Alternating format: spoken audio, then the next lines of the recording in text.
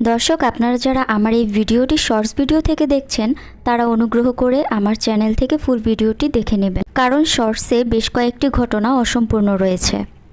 আজকে আমরা 7 জন যুবকের কথা জানব, যাদেরকে আল্লাহ তাআলা 309 বছর ঘুম পাড়িয়ে রেখেছিলেন। পবিত্র কোরআনে আসহাবে কাহাব বা গুহাবাসীর একটি আশ্চর্যজনক ঘটনা বর্ণিত হয়েছে। ইসলামের পূর্ব যুগে এক অঞ্চলের মানুষেরা মূর্তি পূজায় লিপ্ত ছিল, কিন্তু তাদের মধ্যে 7 জন যুবক ছিল যারা মূর্তি পূজার বিষয়টি মেনে নিতে পারছিল না। এই 7 জন যুবকই ছিল সম্ভ্রান্ত পরিবারের। তাদের মনে সবসময় একটি প্রশ্ন জাগত, নিজ হাতে বানানো এই মূর্তিগুলো কি করে আমাদের মাবুদ হতে পারে? কল্যাণ অকল্যাণের ক্ষমতাও নেই এদের হাতে। যিনি এই সুন্দর পৃথিবীকে সৃষ্টি করেছেন, যিনি আমাদের জীবন ও মরণের একমাত্র মালিক, তাকে বাদ দিয়ে এই মূর্তিগুলোকে ইবাদত করা কি করে সম্ভব? তারা এই 7 জন নিজেদের মধ্যে একে অপরের সাথে মূর্তি পূজা ও শিরকের প্রতি মনের সন্দেহের কথা প্রকাশ করলেন। এরপর একসময় তাদের অন্তরসমূহ তাওহীদের আলোয় আলোকিত হয়ে উঠল।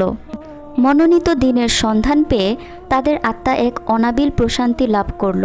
তারা সকলেই তাদের নিজেদের ঈমান গোপন রাখল, কারণ তাদের বাদশা ছিল মূর্তি পূজারক এবং এই বাদশাটি ছিল মুশরিক, যে তার প্রজাদেরকেও শিরক করতে বাধ্য করত।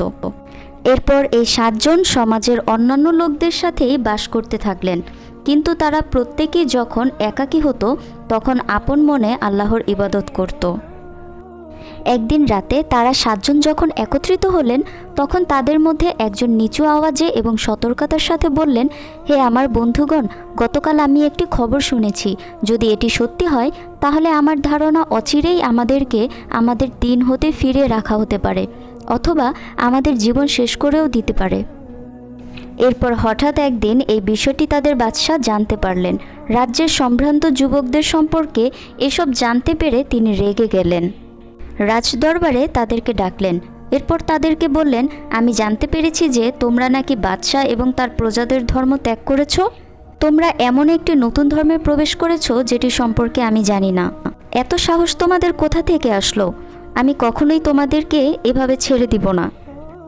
আমি জানি তোমরা সম্ভ্রান্ত বংশের লোক, তাই অন্যরা তোমাদের থেকে বিভ্রান্ত হতে পারে। যদি এমন আশঙ্কা না থাকতো তাহলে তোমাদেরকে বাধা প্রদান করতাম না।